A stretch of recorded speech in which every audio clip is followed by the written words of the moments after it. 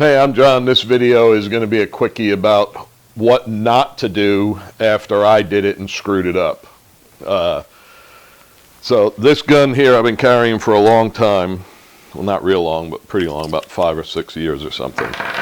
And I never really thought about it much, and somebody brought it to my attention.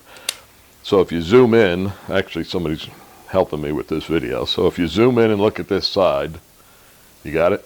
Yeah. All right. And now look at this side. You got it?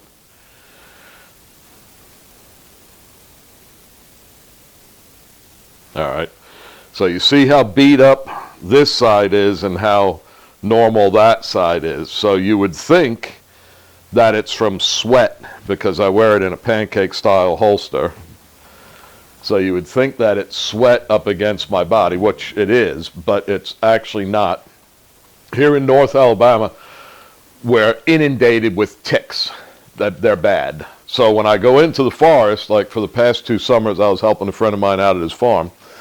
So I'd spray my clothes with permethrin and let them dry. But around my waist, where your underwear elastic is, and then around your ankles where your socks elastic is, for some reason that's where ticks like to go. And one time I came home, took a shower, I had like 30-something ticks on me, and they were all under my underwear waistband and under my socks elastic. So anyway, I started spraying bug spray. Just, I don't want to mention the name brands, but you know what they are, the regular bug spray. So I didn't know it, but apparently bug spray eats up everything. So if you look at the T-grip on here, it's still painted. This side, the paint is gone. This side, the finish of the gun is all still good. This side, the finish of the gun is just bad.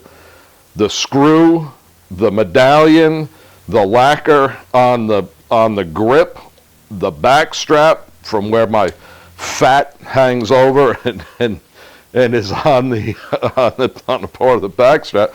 Anyway, point of the video is if you spray yourself with bug spray around the waist, make sure you wipe off where your gun is going to sit because it's going to eat it up.